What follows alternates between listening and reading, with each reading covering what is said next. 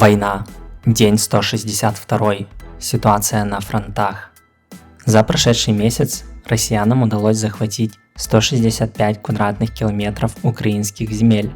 Это порядка 0,02% от всей территории. Всего на сегодняшний день россияне захватили 19,4% украинской территории. А чтобы захватить эти 0,02% за один месяц, российские войска потеряли более 500 единиц техники, среди которых 104 танка.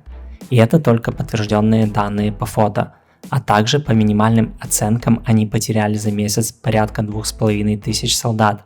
По оценкам украинского генштаба эти цифры в 2 раза больше. Восток. Харьков и пригороды продолжают обстреливать. Продвижение на земле не произошло. Южнее – бои вдоль западного фланга Изюмского выступа. Российские войска пытались наступать в районе Гусаровки. Также бои снова за Долину и Богородичное. Судя по всему, украинские войска после своей контратаки, где им удалось подойти к пасеке, теперь вернулись на исходные позиции.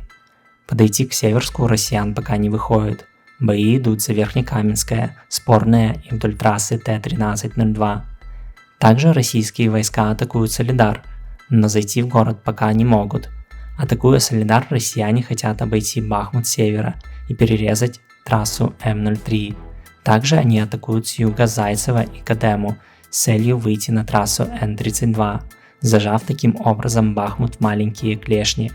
Нечто подобное происходило ранее в битвах за Лисичанск и Северодонецк, но тут у российских войск пока не удается прорвать оборону. Бахмут и Торецк сильно обстреливают, в результате чего гибнут мирные жители. Российская атака в районе Донецка продолжается. При массированной артиллерийской поддержке россияне продвинулись в Песках, а также в Марьинке, но получить полный контроль над селами не выходит. Что примечательно, атаки российских войск на каждый из населенных пунктов проводились одновременно с двух сторон. Как сообщает РИА Новости, впервые за 8 лет был обстрелян центр Донецка, что как-то противоречит российской пропаганде про 8 лет обстрела Донбасса. На южном фланге сообщается о обстрелах, а также есть сообщение о незначительном продвижении ЗСУ в районе Полог. Юг.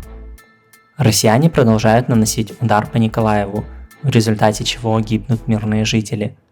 Также сегодня ночью был нанесен очередной удар по Антоновскому железнодорожному мосту. Результатов попадания пока не поступало. Происходят обстрелы вдоль всей линии фронта, но о продвижениях неизвестно. Также пока так и не сообщили, что за 6 сел было в итоге освобождено. Известно, что Киселевка на трассе Херсон-Николаев остается под контролем россиян.